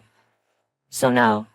A pause is felt in the air as a pause is felt in the conversation as Yuri sighs again, speaking up in a more optimistic tone. I'm glad. Hey, thanks for the company. Wouldn't be the same walking home alone again. Which, speaking of, you said Sayuri is someone else you're comfortable with? Yes. She's been a good friend lately. Very approachable, I suppose is a good way to put it. And an apt listener. Something you two have in common, it looks like. I'm sorry if I ramble on too much. Not at all. And yeah, Sayori is a good friend. Natsuki's been too. I've noticed the two of you have gotten close lately. I'm sure Monica's glad everyone's getting along. Well, most of us. Hey, look, I doubt Natsuki hates you. You're just very different people with different hobbies and interests. She's also very open and direct about what she likes, and you keep things close to the chest. Yeah, that. Yuri sighs. I really do need to reach out to her more, don't I? When I saw her on Yuri stops with a mild squeak. Did she? What? Nothing. Did you see us on Tuesday? I didn't know it was both of you. Oh. Well, shit. Please don't be angry. No. You're fine, don't worry about it. I sigh, rubbing my forehead. She just had to make me say it. I tell her more of the truth, my voice taking a defeated tone. Yeah, we saw each other Tuesday. She didn't want to come inside the club room. Why not? I guess she felt guilty, thought you and Monica would be mad at her. And back to the partial truths. Monica maybe a little bit. I was just glad she was okay. I made sure Monica didn't know. I think she would have chased Natsuki down the halls in worry. Yeah, probably. I was able to calm her down eventually, though. Huh? Why wouldn't she be calm?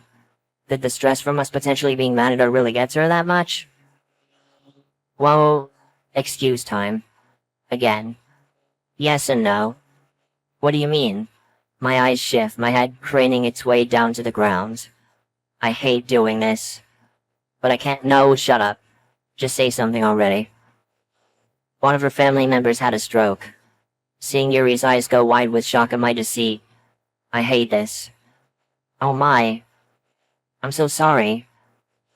It's fine. I think she said that they're doing better now. Natsuki's a good friend even if we fight. And I wouldn't want her to suffer in silence like this. You're a kind person, Arin. I know that if anyone's able to comfort Natsuki during this, it's you. Yeah. I hope I can.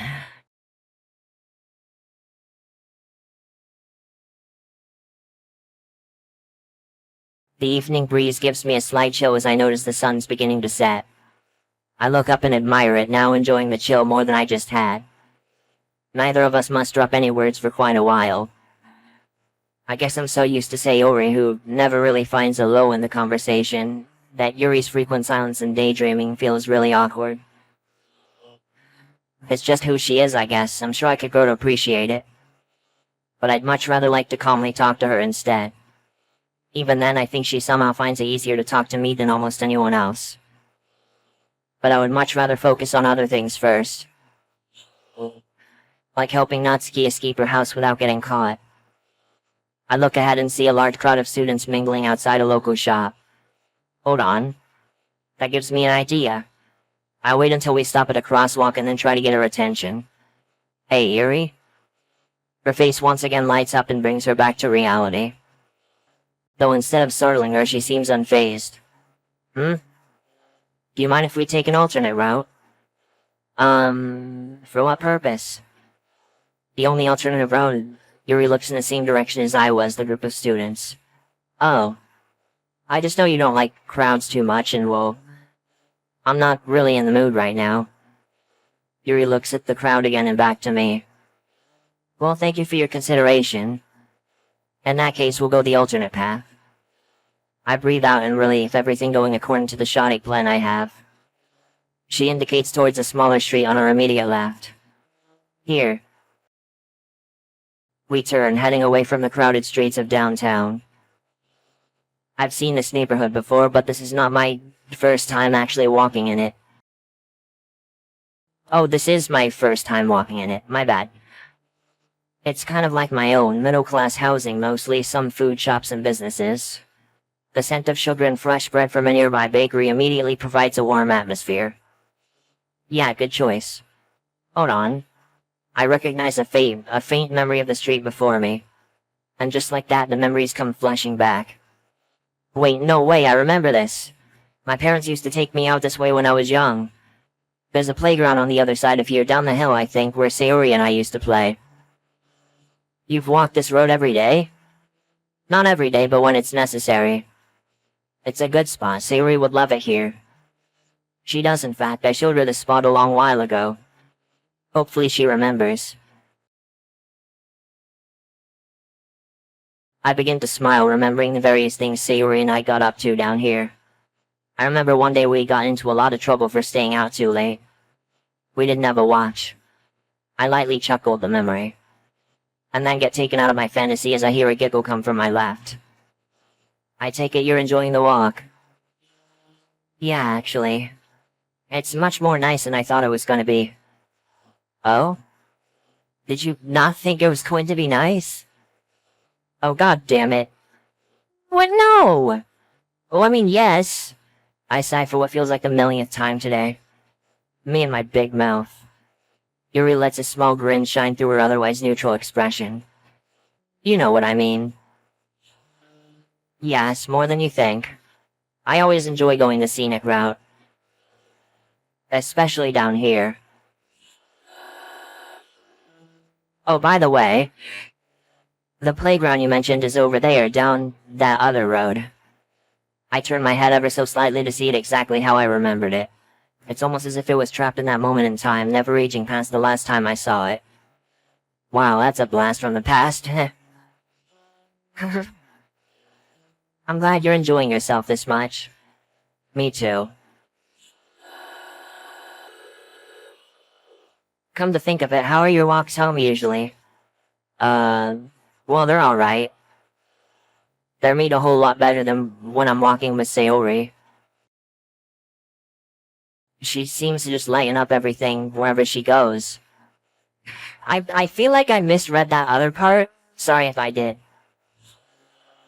I don't know how she does it. It hasn't been the same for a while. I don't know. Things are changing so fast. Sayori and I were close friends. And Natsuki and I got really close too. But now Sayori is, you know. And Natsuki has her own problems. It's like life slammed on the gas pedal and I'm just along for the ride. Walking home alone used to clear my head. Now from the events of just 1 week, I don't know. I can understand why you feel overwhelmed. Life throws a curveball and you find yourself having to adapt under pressure. It's a major adjustment to make, having to think on one's feet. An encroachment upon your comfort zone and what you deem normal, stable, safe. I recently had that happen to me with Sayori. She nods. She explained everything to me before the club meeting started. It made sense given what facts I knew, but it didn't change how you felt. No. I get it. I didn't really know how to react. With how Natsuki's been feeling as well, it hit me like a 1-2 punch. And I don't know how to deal with it. It's not like anyone gets an instruction manual with life. I just don't know how I can help them. I think the best you can do is to be supportive in a laissez-faire fashion. A what? That means a hands-off approach. Giving room but being present. Does that make sense? I don't know about that. I feel like I'm not around, something bad's going to happen. Things just constantly run through my head about what could be happening. At least if I'm there, I know if something's gone wrong, you know? I'm not sure if that's a healthy approach, Arin. But you said something was wrong with Natsuki? Damn it. Yeah. She asked me to keep it on the down low, though. I understand. I was just worried about her when she almost collapsed into her chair back at the club. Oh. I think that what Sayori said just really got to her is all. It did. Oh yeah, you went to talk to her, right? Yes. I've seen Natsuki upset many times, but that was different. She seemed scared. I tried to comfort her, but I'm not particularly adept with that. Firstly, nonsense, you're a great listener. Secondly, yeah, she's plenty scared. I am too. About a lot of things. After a moment, she speaks up. Here, take a ride across the street. Yeah, this is looking familiar now. You really should explore more, Arin. You might find shortcuts you never knew existed. Yeah, or I could end up stabbed in a dark alley. I didn't mean go exploring downtown. It's just a joke, There's barely any crime here. We turn on my road. Thanks for suggesting the alternate route today. Yeah, it's no problem. I enjoyed it too. I think it really cleared my mind. And as you said, I'm really not in the mood for large crowds. Especially right now. They just make me anxious. Oh, more or less. I know you must have had a problem with this as well. But with what's going on, can you blame me? No, not at all. There's a bout of silence between us as I look to the side. I debate filling her in. She's been nothing but supportive so far. I give her the short version. I found Sayuri when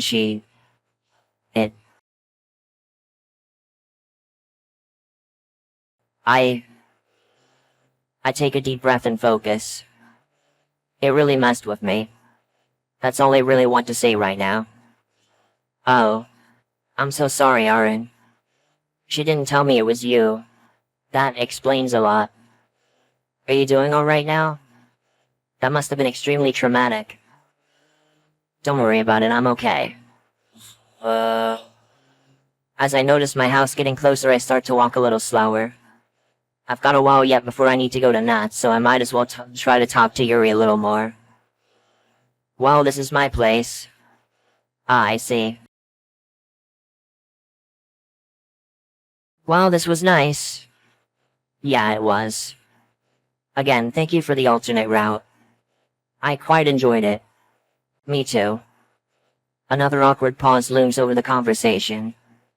There's just not much else to say after everything that's happened today. Just to let you know, if you ever want to, I'm always able to talk in the club. Oh, that's actually really kind of her. And not at all what I'd expect her to ever say. Mostly because I don't know if she'd even respond to me out of pure anxiety or whatever else she has going on. But I do want to encourage her in this. It's a nice thing to do, and giving her the support to do these things can go a long way. Thanks, Yuri. It means a lot. Really. She awkwardly glances away, but not without smiling.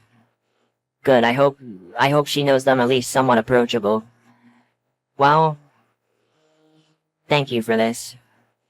Today, I mean. My already present smile now grows into a grin. Hey, it's nothing. It's getting late. My apologies, but I must go now. No, you're good. Have a nice day. Yuri sighs. You too.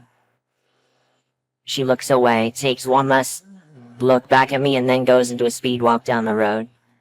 I hope she doesn't live far. She is right, after all, it is getting dark.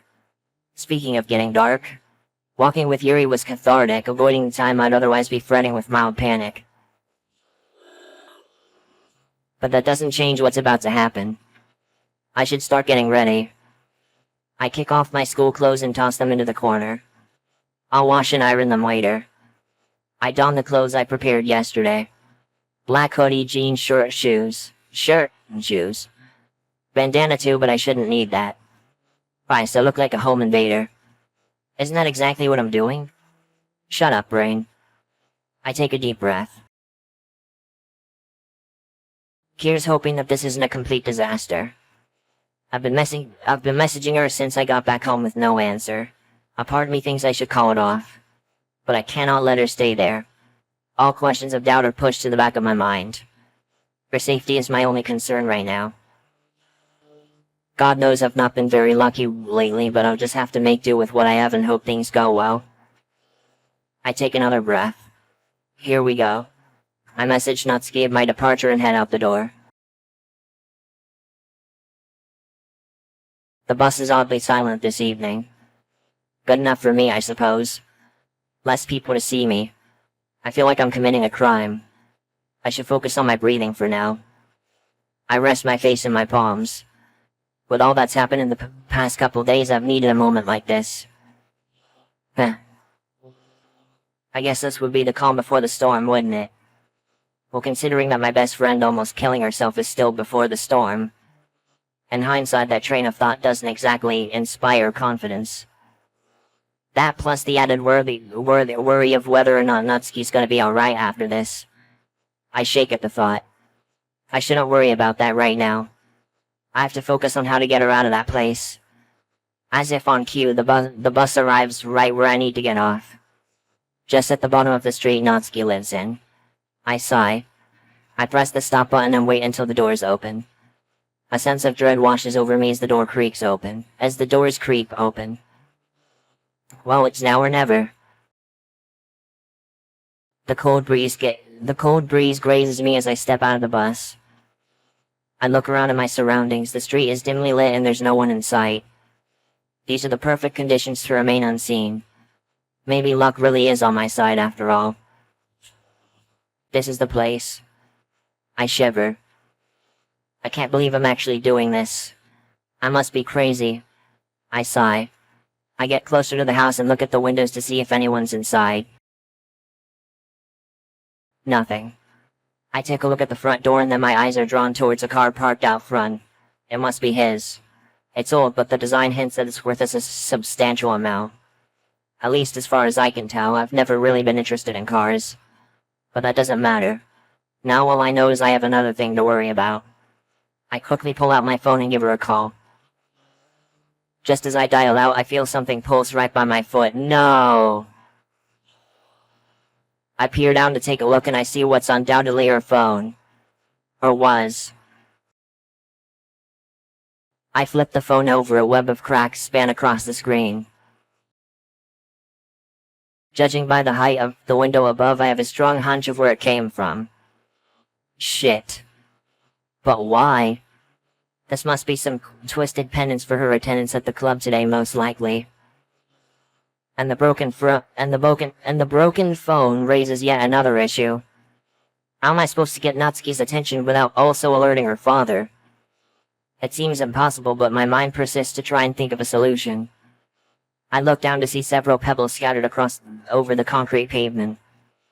I can always just throw one of these at the window to try and get her attention. I pick up the pebble but hesitate when going for a throw. I should really be having second thoughts about this. I mean, her dad may well end up hearing the pebble hit the window. What's even worse is that this could be his room I'm about to chuck the pebble at. But I don't exactly have many options here. The hell with it. I have to try. I take a deep breath. I just have to be careful. I throw it with enough force to make a loud bang. Too loud. Nothing. Crap, I thought that was gonna do at least something. As soon as I begin to doubt this is going to work, I see some movement from behind the curtains. Before I even have the chance to think about it, the window swings open. And all my tension melts away. It's Natsuki. Thank God. I can just barely see her, but I know that short stature anywhere. She speaks in a whisper that's still loud enough for me to barely hear. Psst. What the hell do you think you're doing? I'm doing what we planned. Oh, really? Because I don't remember planning for you to chuck shit at my window. She looks away for a moment. You could have woken my dad up.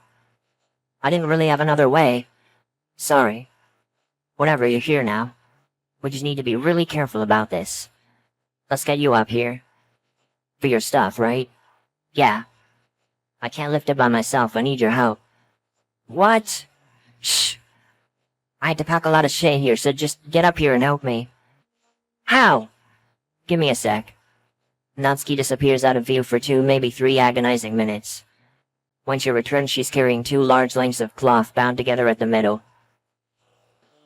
She launches one end out the window and starts tying the other to the window railing. Natsuki, I don't think we can't use the stairs, they creak a ton. And I haven't gotten any better ideas. I nod. Okay. Just give me a second. Here we go. I grab hold of the green bed sheets with both hands before stopping and preparing myself. I look left and right, scanning the street for any car lights. None that I see coming. Now's my chance. I lift my right leg to prop it against the wall and I adjust my grip, pulling myself up a little. My hands are starting to ache already. I pull again, this time stepping up with my left. I quickly get into the pattern. Right up, left up. Right up, left up. Looking down, I realize I'm already most of the way there. I clench my eyes shut, trying not to focus on the pain in my hands.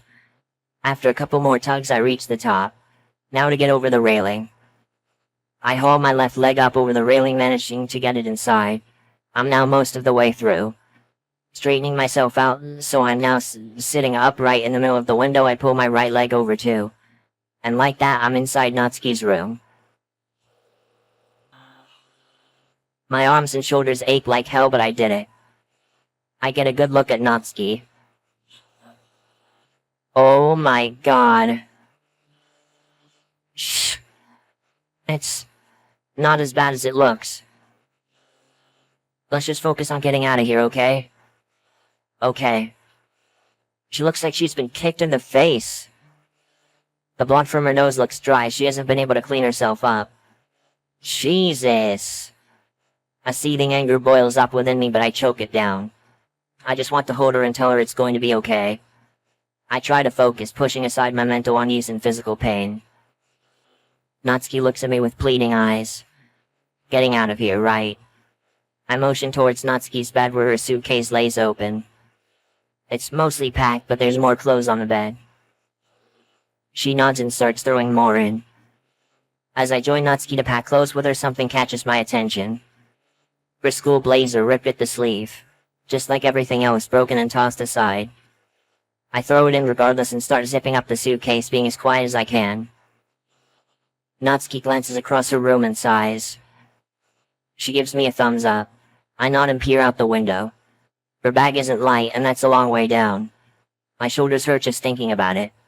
I look at Nat, then down to the ground. She frowns for a moment, then quickly picks up a bed pillow, tossing it out the window.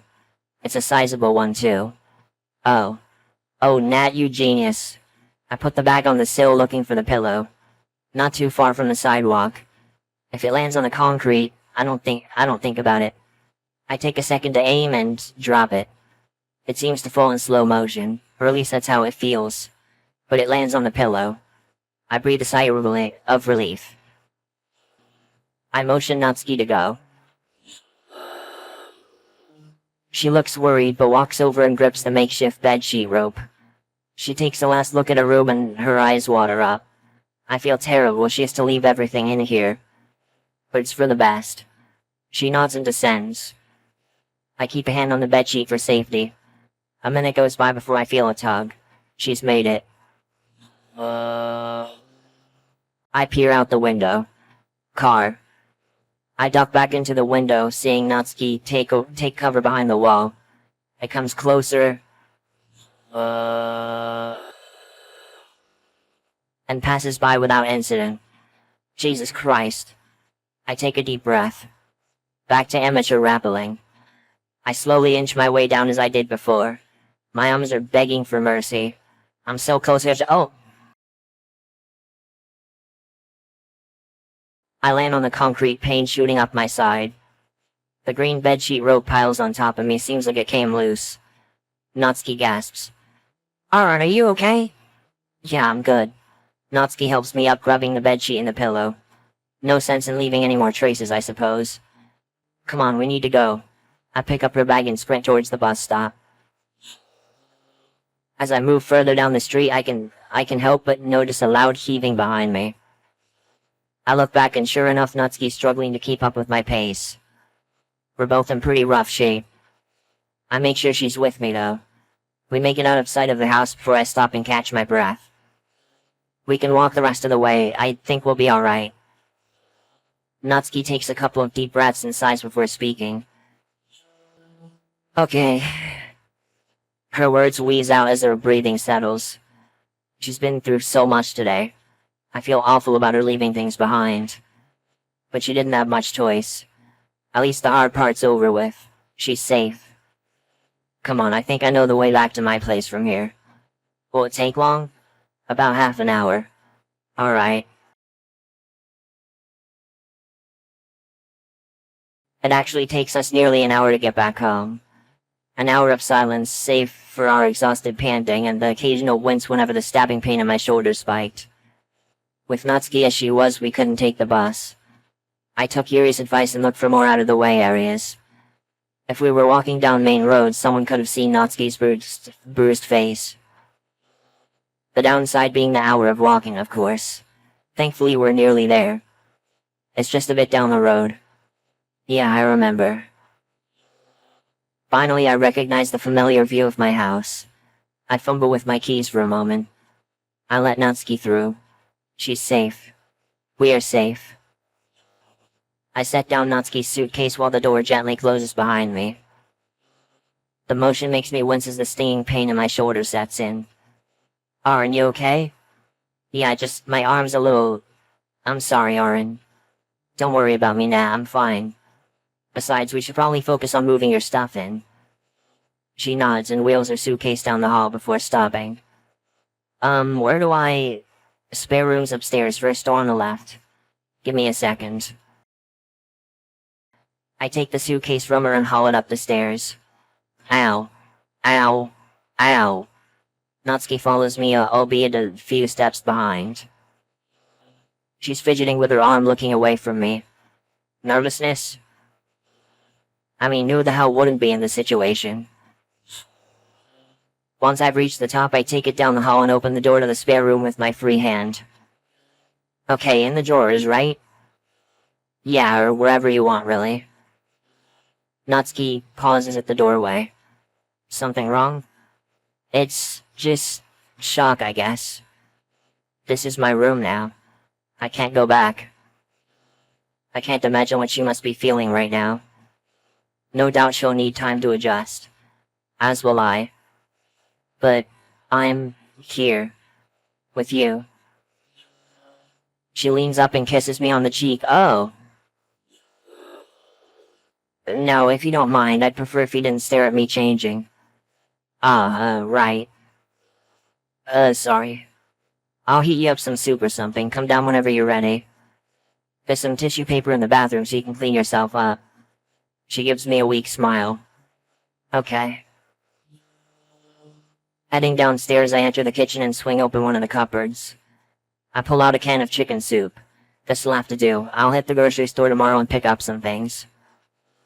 I put the soup in a plastic bowl and set the microwave. As I wait, I take a deep breath. Strangely, I don't feel anxious. By how my week has been going, my heart should be on the fritz right now. But I'm oddly calm. In fact, I even feel good. Despite my aching shoulder, I got her out of that house. We planned it and pulled it off. There might be consequences later, but... she's here. She's safe. We're safe. Shit. It was the microwave. I don't know how that managed to... Arin? Natsuki had made her way downstairs and was now waiting at the door. She shoots me a concerned look. You okay? Yeah. Just got a little startled is all. Standing there for a moment, we're both dead silent. Your soup's ready? Okay. Just try not to strain yourself too much. It's been a rough day. I can't help but draw my attention back to her swollen eye. For both of us. I guess the best thing we could do now is just to get some rest. After all, we've got a long day Oh crap. What are we gonna do for tomorrow? I can't go to school, Arin. Not like this. And not tomorrow, at least. And my worry slowly eases back in. We can figure something out. We've gotten this far already. Natsuki doesn't look entirely convinced, but doesn't question me either. I guess we'll just have to see how it looks tomorrow. Yeah, I guess you're right. Worst case scenario, you won't be going to school. There's something oddly relieving about that. It gives us time to figure out what to do next. And right about now, time is exactly what we need. Though unlikely to happen, I can't help but speculate on how we can get Natsuki's dad behind bars. I sigh. The idea of simply waiting is gnawing away at my nerves. I can't shake this idea that something bad will happen to Natsuki. Or to me. I mean, I can't exactly guarantee our safety. God damn it. Deep breaths, Arin. Don't lose your nerve. I look back towards Natsuki to see that she hasn't even touched her food. Natsuki, you should eat. I mean, you must be at least a little hungry after all that. It's not that, I'm starving. She then raises her head in my direction, her black eyes staring straight through me. It's a stark reminder of the hell she's been through. I grimace at the thought. I just don't feel like I'm free, Arin. I'm afraid he'll find a way to take me back. Natsuki takes a deep breath. I just feel so useless. I've only ever been mean to you, Arin. Even though you actually care about me. Natsuki's face begins to form a much more melancholic expression. It looks as if she's holding something back. I feel so sorry for her. When it comes to how her father treats her, I'm left more confused than angry. What sort of person would even consider doing that to someone, let alone their own daughter? What sort of sick mindset justifies such a thing? But hey, Parfait Rolls is safe. Yeah, there's that at least. That was the first manga I ever bought for myself, you know. It was also the first manga I ever got to read with someone else, too. That'd be me, I take it. Duh. Dummy. No one else was ever interested in what I liked. And when you joined the club, I thought that was gonna be the same. But it wasn't. You cared. You actually took the time to like it. That's never happened to me before. I liked that. Even if I didn't show it. But now I keep on doubting as to whether it was worth it. 17 years. And only one person I can call a good friend. Don't get me wrong or anything, the club members are nice. Yet, I still don't feel they actually care. Not as much as you. But now I'm thinking. Natsuki then starts to mumble. I'm barely able to hear what she says. Maybe he was right. Maybe I should just grow up. I interrupt before she can continue. Hey. Natsuki looks a bit scared by my sudden change in tone, but at least it managed to get her attention. Yeah? It's not stupid to have an interest in something. You remember why you wrote, what was it called, Amy Likes Spiders? Because you thought people shouldn't judge others for their interest. And if I recall correctly, you actually said that those people were the stupid ones. Am I wrong? A sigh escapes me. You're a good person, Natsuki. And you have a unique perspective on things. It's why you and I get along. An awkward silence permeates the room. Did I upset her? I certainly hope not. Should I try to say anything else? Natsuki gives me a light shove. Dummy. Eh? You used my own poem against me. That's no fair. Relief is just about the only thing I feel right now. I'm just glad that I finally got through to her. Even if it may only be for a short while. Hey, speaking of parfait girls. Yeah? Well, it's safe upstairs. I went ahead and put it up in the spare room earlier. So I saw. Up for continuing where we left off? She smiles faintly. Yeah. I'd like that. I'll just finish this before we do. She points towards the soup on the table that's more than likely lukewarm by now. Yeah, of course. I'll get a blanket and some snacks set up. That sound good? Yeah, sure. I walk to one of the cupboards where there should hopefully be some snacks available. Crisps, bingo. I'll be waiting up in the spare room, alright? Natsuki takes a seat at the table and grabs the spoon. Okay, I'll be there in a minute. I walk up the stairs and head towards the spare room, reflecting on the past couple days. All the stress that's accumulated in me has drained me. Despite my fatigue, I'd love nothing more than to stay up and read with Natsuki. We could use a distraction to ease our minds. I enter the room and begin to get everything set up. With everything in its right place and the blanket laid over me, I sit down on the sofa and wait for Natsuki to arrive. The blanket's large enough to wrap both of us around us both, thankfully. So things probably won't be too awkward between us. This gives me time to breathe a little, which I'm grateful for. I grab the Parfait Girls volume and begin to stare at the cover. I let out a chuckle, remembering when I first really got to talk to her. She was definitely the most difficult to get a good understanding of out of all the club members. Fortunately for me, however, we found common ground with our interest in manga. It was actually really nice once you get past the initial barriers, that is. Which makes it hurt even more to hear what she's had to endure.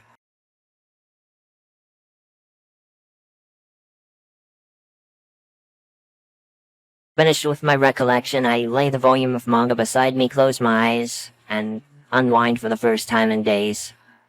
Yet before I know it, I hear the door creak open and a faint giggle emanating from the doorway.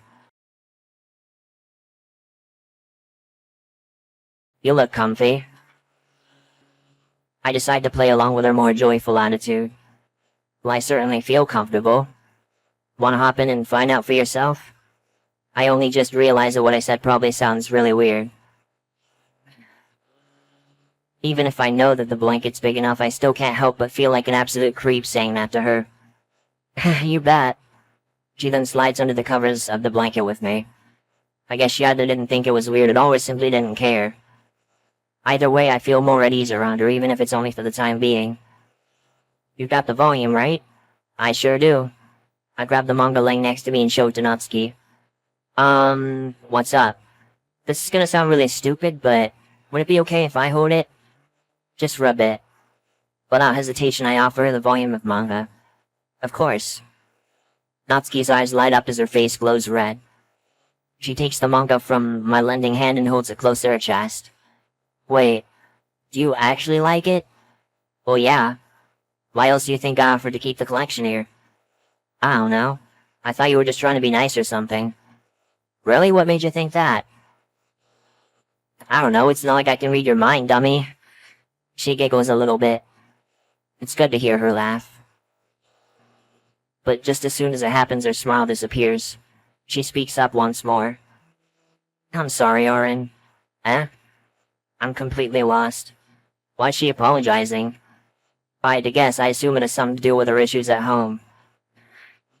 Natsuki, there's nothing to be sorry about. There's nothing else that you could have done to stop the... Whoa.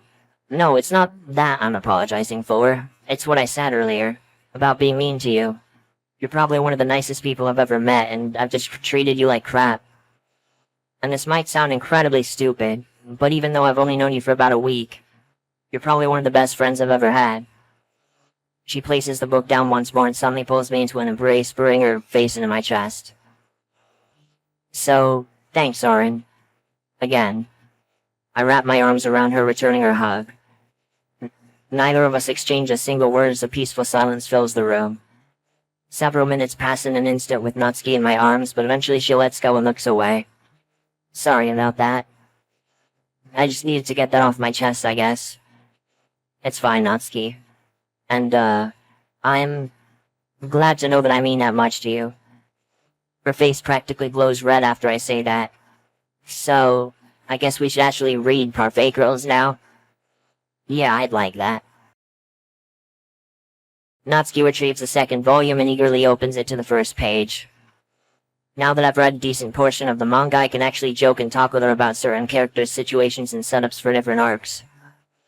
It's really nice to talk with her like this. It's been just over an hour and I'm already knackered. I set the second volume down and turn to Natsuki. Hey, you wanna call this a night? Natsuki looks towards me and speaks groggily. Yeah. We get up from the sofa and proceed to tidy things up. Hey, do you want me to set up the room so that it should be more comfortable? Nah, I think I've got it from here. Plus, you're bound to mess something up. Hey, what happened to you being nice? Dummy, I never said anything about me being nice. I apologize for being mean. I shake my head and sigh in an over-exaggerated fashion. Whatever you say, Nat. Anyway, I guess this is good night then. Yeah, see you tomorrow, Arin. You too, rest well. I close the door to the spare room and stagger my way towards the bathroom. Exhausted as all hell, I jump into my bed. Unfortunately, even when I try to go to sleep, I can only wonder what will happen to Natsuki. When it comes to her safety, I can only hope that everything will work out. I hope that no one will notice her absence tomorrow. I hope that her father will face justice as he rightly deserves. I hope she can finally live a happy life free from abuse. I hope, not with like an uptone, but like a downtone. I hope. Act 2, all I need. Okay, I'm gonna stop here. Friday, 29th of September, 2017. Okay. Okay. Good point to stop. Okay, thank God. Alright.